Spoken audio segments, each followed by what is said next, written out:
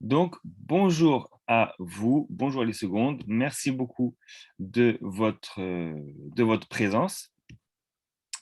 On enchaîne ce chapitre sur la Méditerranée médiévale et on va normalement, là, avec votre groupe, on va le terminer. Alors, je fais un tout petit rappel. Alors, regardez, à gauche, vous avez le cours qui défile, puis à droite, les documents qu'on va regarder ensemble.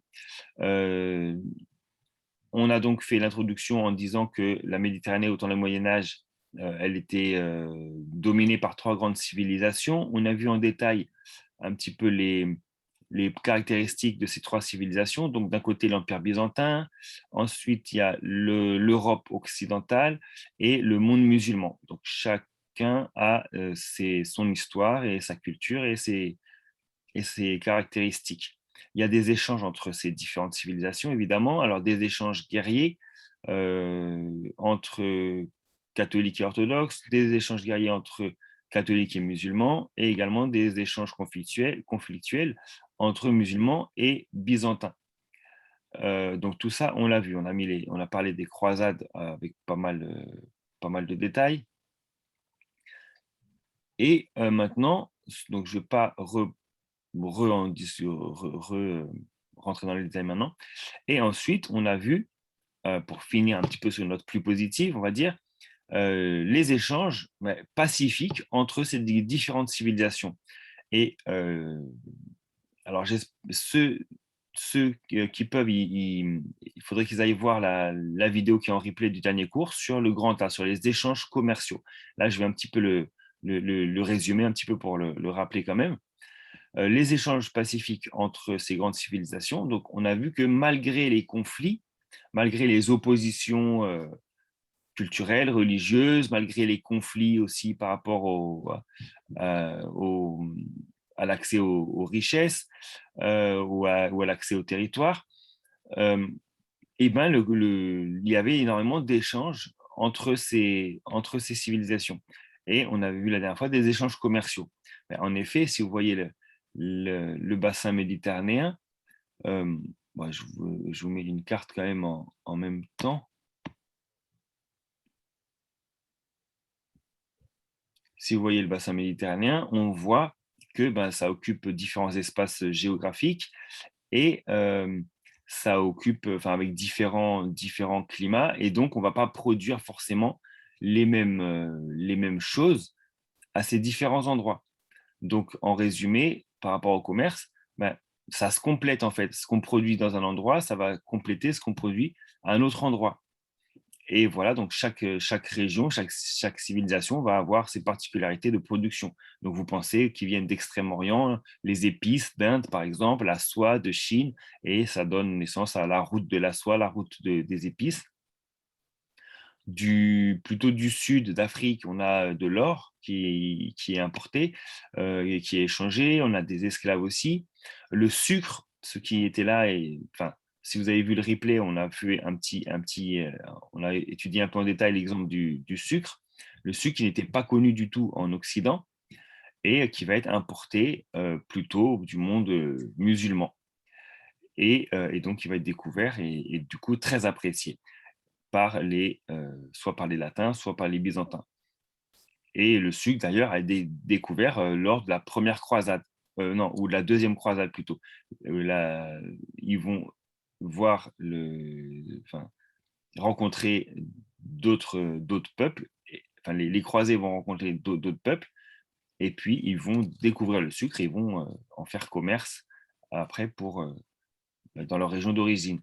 Au niveau de l'Occident, il y a des grandes forêts, donc on va peut-être pouvoir exporter du bois. C'est des zones d'élevage, donc on va pouvoir exporter aussi peut-être de la laine. Euh, voilà, du vin. La France était déjà connue pour le vin. Au sud, c'est des climats propices pour cultiver de la vigne. Et les métaux aussi, les métaux qui viennent d'Europe. Et donc tout ça, le fait qu'on ne produise pas les mêmes choses d'un côté et de l'autre de la Méditerranée, bah, ça va encourager et favoriser le commerce. Donc le commerce passe évidemment principalement par bateau, d'accord, c'est plus économique. Et du coup, bah, il faut des ports pour pouvoir accueillir ces bateaux. Donc il y a des ports qui vont aussi se développer. Marseille en France, Vous avez ici Alexandrie, Acre, qui a fait partie à un moment des États latins d'Orient, Constantinople aussi. Et voilà, vous avez vu que ça va même jusque autour de la mer Noire. Venise, qui est plus qu'un port, puisque c'est une cité-État indépendante à cette époque-là. Rome, voilà, bon, des mots que vous connaissez, des noms de villes que vous connaissez. Et puis, voilà. Et donc, puis les ports qui deviennent des endroits d'échange culturel et des endroits avec beaucoup de gens qui y sont. Je te jure que je travaille. D'accord, Aline? Après, tu me laisses. Je ne rigole pas, Aline. Je travaille là. Regarde, tu vois, ils m'attendent tous ici. Mais c'est trop petit pour avoir un hélicoptère télécommandé avec une caméra.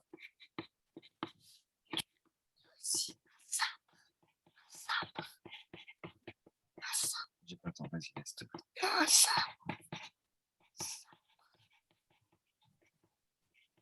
Vas-y, attends. Ah, tout à l'heure, j'ai bientôt fini. Oui, j'ai tout marqué. Juste un arc, c'est tout. Ouais, j'ai marqué là et là. L'arc que tu as marqué. Et l'arc, j'ai pas marqué. Un arc, voilà, allez hop. Est-ce que c'est tout? Ouais, c'est bon. C'est tout, t'es sûr? Ouais. Voilà. Donc, j'espère qu'on ne va pas être trop interrompu parce que voilà, le télétravail, c'est ça. Il y a les gamins qui sont à côté et qui viennent toujours participer au cours. OK pour le commerce. Donc, voilà, en résumé, on a vu des documents très intéressants d'explorateurs ou de voyageurs qui traversaient tous ces territoires et puis qui nous témoignaient pas mal que le commerce marchait bien, qu'il y avait des échanges entre toutes ces différentes cultures. La piraterie se développe aussi. Hop, on voit. Et se développe aussi la lettre de change, l'ancêtre des chèques. D'accord? Parce qu'on ne peut pas se déplacer avec des grosses quantités d'argent au risque de se faire attaquer par des pirates ou par des brigands. Et donc, on va avoir des tickets qui permettent, qui sont des bons, qui permettent d'un côté de confier de l'argent d'un côté et hop, d'aller à l'autre bout de la Méditerranée et puis de dire voilà, j'ai de l'argent qui est disponible là-bas et ici, je peux le récupérer. Et donc, si ça vous va pour le commerce, je vous propose d'enchaîner tout de suite sur les échanges, alors non plus de marchandises, mais les échanges et la circulation des idées et les échanges culturels. Je reviens. Allez, je ne suis pas en train de rigoler. Je suis pas en train de rigoler. Je suis en train de travailler. J'ai lavé ma tasse. C'est bien, mon grand. C'est super bien, j'arrive.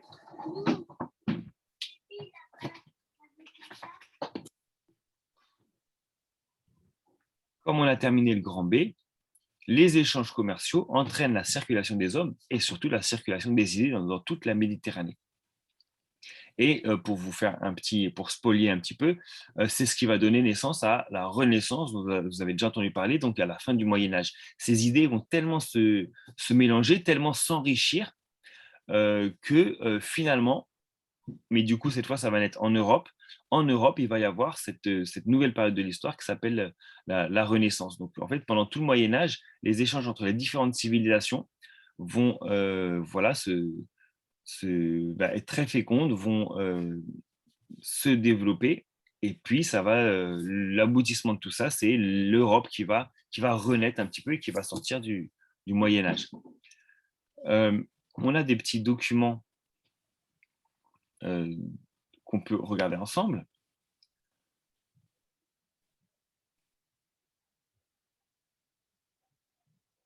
Alors là, on a un portrait, par exemple. Un portrait de l'ancêtre de la médecine. Alors, il me semble qu'avec certains groupes, on a déjà étudié ça, c'est pas grave. Ibn Sina. Est-ce qu'il y en a parmi vous qui veulent lire?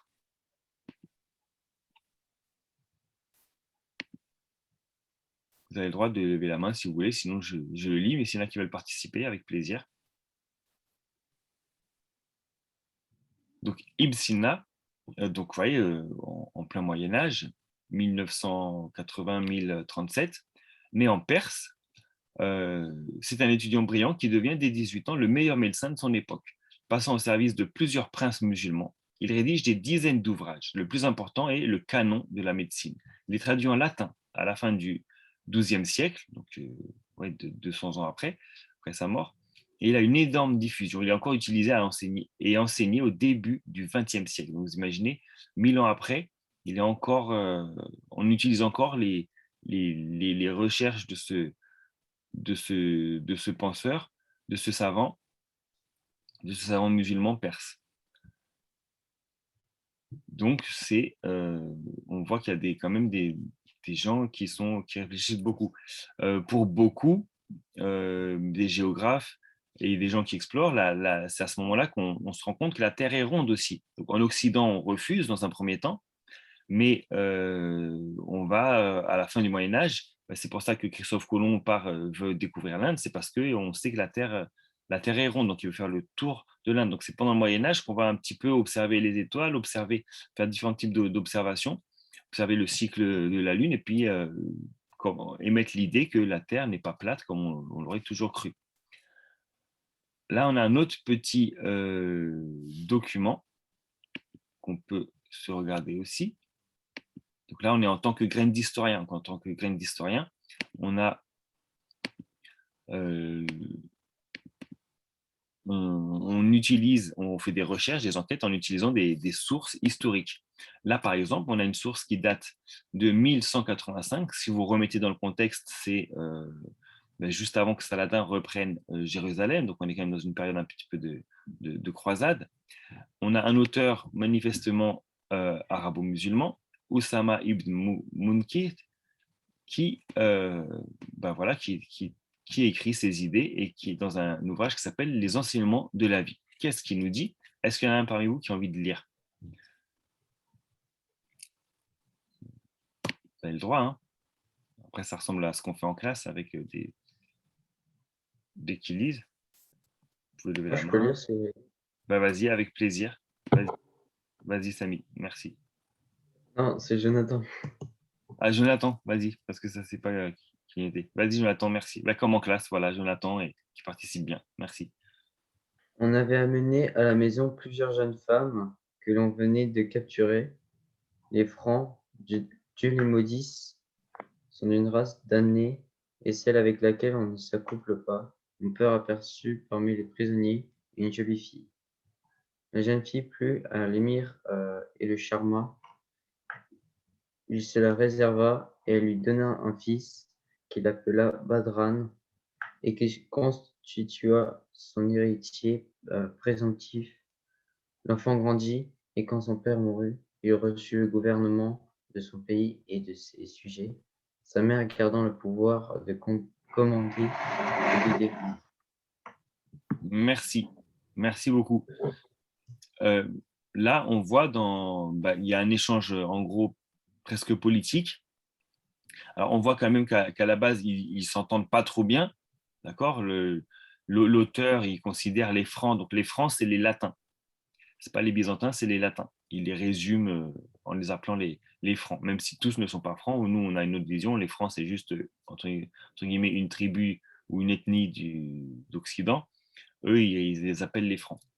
Donc Dieu les maudisse, c'est une race damnée, etc. Malgré tout, parmi les captifs, il y en a une qui est devenue la femme de l'émir, et ensuite, elle a donné un fils qui a pris l'héritage politique, qui a pris la succession de son père. Donc on voit qu'il y a des mélanges politiques, il y a des métissages, et donc on peut imaginer que dans la façon de mener la politique, il a une mère franque et un père musulman. Il va aussi apporter une nouvelle vision, sachant que la mère va exercer une influence, donc la mère franque va garder une influence sur son fils. Donc, merci. Donc là, on voit le type de mélange qu'il peut y avoir. Un autre document, je sais qu'avec un groupe, on l'a déjà vu en classe, où on compare un clocher chrétien en Espagne, donc l'Espagne qui a été longtemps une terre musulmane, et au Maroc, à Marrakech, un minaret musulman qui s'appelle Koutoubia. Pour les Marocains qui nous écoutent, ils doivent connaître s'ils sont allés à Marrakech. Donc ça, c'est en Espagne et celui-là au Maroc. Donc on voit qu'il y a l'architecture quand même qui est très semblable. Donc ces mélanges culturels, ça passe aussi par un mélange, des échanges dans l'architecture. Alors ça, c'est musulman et ça, c'est devenu chrétien. D'accord? Alors que si on voit de l'extérieur, ça pourrait sembler tous les deux de la même religion. Ok, donc on voit ces enrichissements mutuels. Il y a deux autres documents extrêmement intéressants qu'on peut regarder ensemble aussi. Les Occidentaux à l'écoute des savoirs arabes. Est-ce que quelqu'un a envie de lire?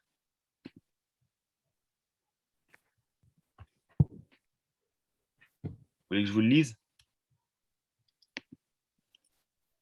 Donc, alors là, on voit que l'auteur est plutôt un latin, Adélard de Bath. Il étudie les sciences naturelles et on est au début du XIIe siècle, donc toujours en plein Moyen-Âge. Alors là, il écrit sous forme d'un dialogue. D'accord? C'est une façon, c'est une forme littéraire entre Adélard, c'est-à-dire sous-entendu l'auteur, et son neveu. Son neveu lui dit: il me semble que tu places trop haut les Arabes et que tu es injuste quand tu refuses d'apprendre des choses de nos philosophes. En gros, il ne devrait pas écouter les savoirs arabes, il devrait que écouter les savoirs occidentaux. Et lui, il lui répond: moi, avec la raison pour guide, j'ai appris des choses de mes professeurs arabes. Nous devons d'abord suivre la raison, puis l'autorité ensuite. Donc vous imaginez, au XIIe siècle, à quel point ça témoigne d'une ouverture d'esprit et d'une curiosité vers tout ce qui apporte de la connaissance, peu importe le savant qui l'enseigne. Et donc c'est à la base de cette ouverture d'esprit que les connaissances vont pouvoir vraiment se féconder et s'enrichir. Donc là, on a un historien, un grand historien, on tombe sur un document comme ça, c'est quand même très révélateur.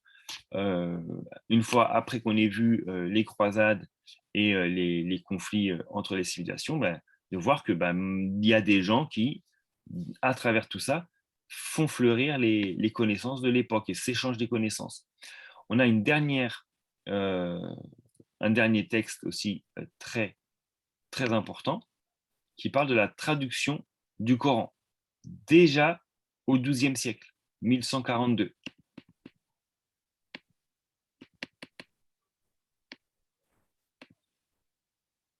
Un auteur qui s'appelle Pierre le Vénérable. J'ai envie de dire qu'il doit être sûrement religieux, ou alors peut-être un noble, mais plutôt un religieux. C'est surtout les religieux qui maîtrisent l'écriture à ce moment-là, en Occident. Donc en plein XIIe siècle, déjà des tentatives de traduction du Coran, donc, qui montrent qu'il y a des échanges et une curiosité vers l'autre.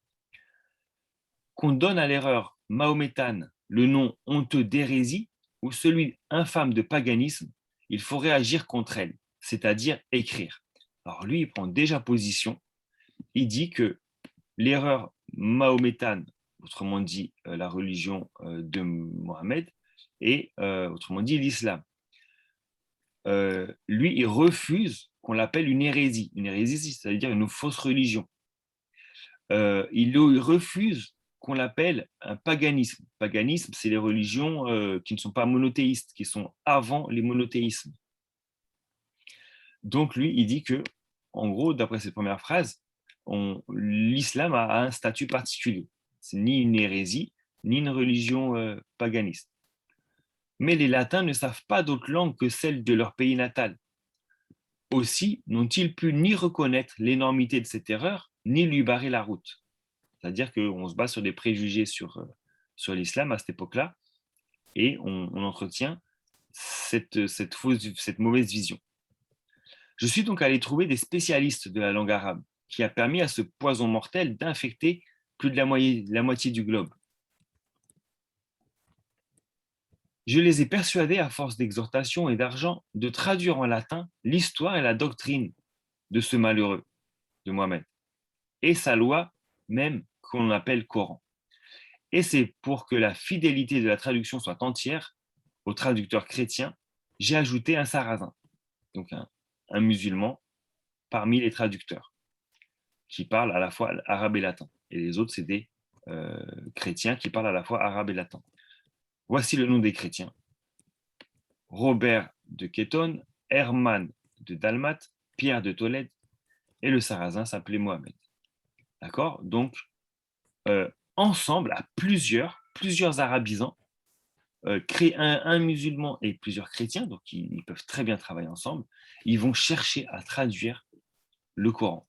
D'accord? Donc, ça aussi, c'est un témoignage des échanges intellectuels qui peut y avoir entre eux. Donc, voilà ce qu'on a comme un petit document dans votre manuel, voilà, qui nous renseigne quand même que il y a un échange très très riche de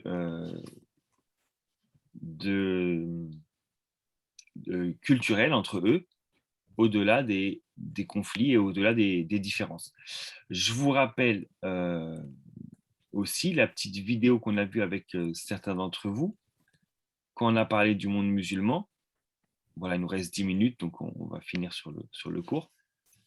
Que Bagdad, par exemple, qui était la capitale de l'Empire abbasside, du califat abbasside, on l'a surnommé la maison de la paix, et puis il y avait des grandes bibliothèques qu'on surnommait les maisons de la sagesse, qui sont un peu entre des bibliothèques et des universités, où les gens viennent de très loin pour écouter, soit pour enseigner, soit pour étudier les théories des grands savants. Donc nous, aujourd'hui, on a tout accessible sur Internet. À cette époque-là, ils devaient faire des jours et des semaines de voyage pour consulter quelqu'un qui avait de la connaissance.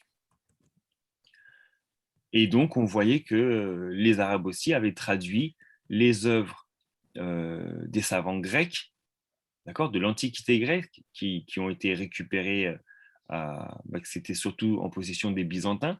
Les Arabes, ils les ont découverts et les ont traduits en arabe. On avait parlé également des chiffres indiens, en particulier la numérotation indienne, les chiffres décimaux, et avec le fameux zéro. D'ailleurs, zéro, en arabe, ça se dit sifr, et ce qui va donner en latin le mot chiffre.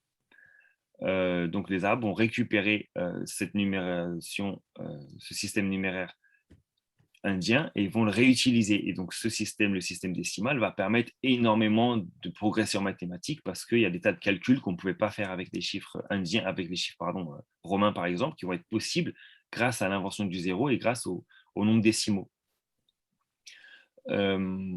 Voilà, ça se résume, tous ces mélanges se résument aussi quand on regarde les origines des noms. Il y a beaucoup de mots scientifiques qui viennent de l'arabe ou d'autres endroits. D'accord, pensez à... on parle souvent des algorithmes avec l'intelligence artificielle. Algorithme, ça vient d'un savant mathématicien arabe qui s'appelle Al-Khwarizmi. D'accord. Je vous propose, il nous reste un petit peu de temps, de relire ensemble le cours. Et puis, voilà, donc on a fait le document, on relit le cours, et puis comme ça, on aura bouclé un petit peu ce chapitre. Donc, grand B du grand 3, des échanges culturels et intellectuels. Les voyageurs confrontés à des sociétés autres que la leur développent souvent une conception différente et plus ouverte du monde. D'accord. Ils se rendent compte que leur civilisation ne s'arrête pas à leur culture d'origine. Curieux et intrigués, parce qu'ils ne connaissent pas chez eux, ils contribuent à faire circuler les idées, les pratiques et les techniques tout autour de la Méditerranée. Dans l'Occident latin, des communautés juives existent dans de nombreuses villes littorales. Donc, le fait qu'il y ait des communautés de même religion, des juifs par exemple, qui sont de part et d'autre, qui existent dans les différentes civilisations, ça favorise aussi les échanges. Peut-être que les échanges circulent plus vite entre ces communautés. Et du coup, sont diffusés autour. Dans tout l'espace islamique, des communautés de juifs ou de chrétiens d'Orient, comme les Coptes en Égypte, sont partout présents, avec le statut de, on l'a vu la dernière fois, de dhimis, qui veut dire protégé. Dans la plupart des ports orientaux vivent de nombreux marchands occidentaux, parfois pendant plusieurs années. Donc, ils vont vraiment s'imprégner des cultures. Et on avait vu dans les États latins d'Orient, ils restent latins, ils restent catholiques, mais avec une culture orientale. Dans les espaces où plusieurs populations cohabitent, on constate des métissages, comme par exemple même un prince qui a épousé une latine, et son fils va devenir son successeur. Donc ça, c'est des métissages. Les échanges commerciaux et scientifiques permettent également aux techniques de se répandre d'une civilisation à l'autre. La boussole et le papier sont par exemple deux inventions chinoises, d'abord adoptées par les musulmans et qui parviennent par leur intermédiaire aux latins aux alentours de 1200. À partir du XIIe siècle, les latins redécouvrent plusieurs auteurs antiques par l'intermédiaire de leur traduction arabe, donc les philosophes grecs en particulier.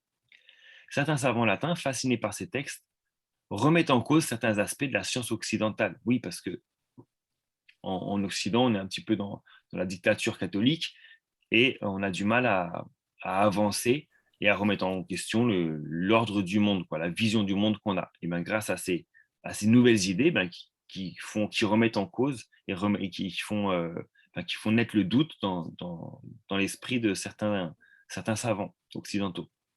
Les découvertes des mathématiciens comme Al-Khwarizmi ou de médecins comme Ibn Sina, qu'on appelle Avicenne en Occident, influencent profondément les sciences et les techniques occidentales. Grâce à tous ces échanges, les populations de la Méditerranée tendent à mieux se connaître et à reconnaître les compétences ou l'honorabilité des autres. Le sentiment de rejet reste cependant la règle, et on tente souvent de connaître l'autre pour mieux le dominer.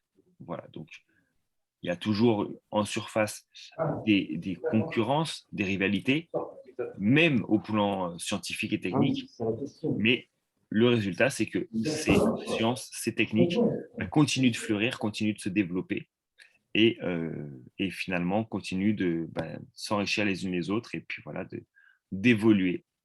Et voilà, donc je trouve que c'est bien de terminer ce chapitre sur cette note très positive parce que ça montre qu'aujourd'hui, les conflits entre les cultures et les civilisations et les religions existent toujours, alors qu'en réalité, si on a réussi à avoir le monde d'aujourd'hui et à être aussi performant au niveau des techniques, des sciences et aussi au niveau des idées, les grandes valeurs universelles d'aujourd'hui qui sont dans la Charte des Nations Unies, par exemple, ou dans la Déclaration universelle des droits de l'homme.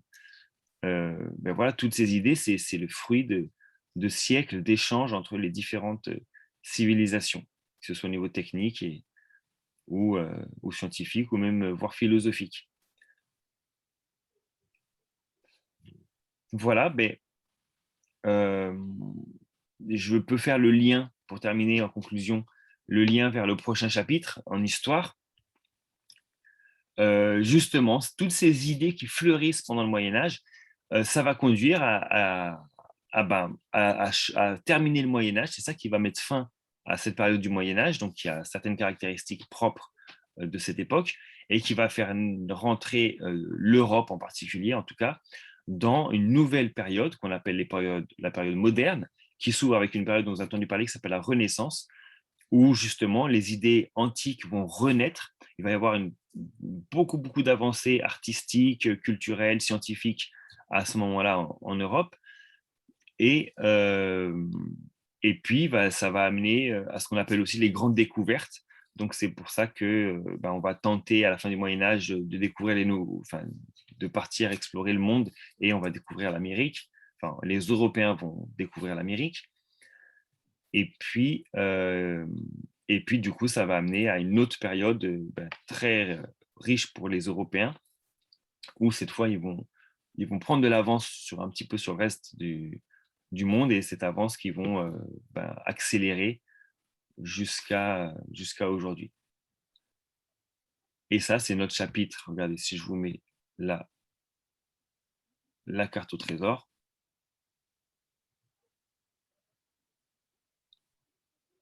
on a le prochain chapitre. Je fais un petit zoom. Chapitre 3, l'ouverture atlantique et les conséquences de la découverte du Nouveau Monde. Je vous remercie beaucoup de votre participation. La vidéo sera en replay sur YouTube. Et on a terminé donc ce chapitre. Donc ceux qui n'étaient pas en direct là, vous l'avez sur YouTube. N'hésitez pas à aller voir les documents du livre. N'hésitez pas à aller voir, à relire le cours. Allez voir tous les liens que j'ai mis au niveau des documents, au niveau des vidéos aussi. Et puis voilà. Merci encore de votre participation. Très très bonne journée à vous. Bon courage. Et puis de toute façon, on se tient au courant. On se donne des nouvelles très bientôt, vu que la semaine prochaine, il y en a certains que je vais. Ah non, vous, je ne vous vois pas demain, mais il y en a certains que je vais revoir bientôt. Et puis d'autres, on se tient au courant pour la semaine prochaine à distance. Merci. Bonne journée à vous. Merci, monsieur. Bonne journée. Merci, Samy. C'est aussi, Au revoir. au revoir. Merci. Monsieur, moi j'ai une question. Oui. Est-ce que du coup, comme vous n'êtes pas noté à distance demain, ça veut dire qu'on a cours avec vous en présentiel demain? Demain, pour le groupe qui a cours en présentiel, oui. Ah, donc demain vous êtes là? Demain, je suis là. Demain, je suis au lycée. Ok, d'accord. Mais Et normalement, du coup, bah,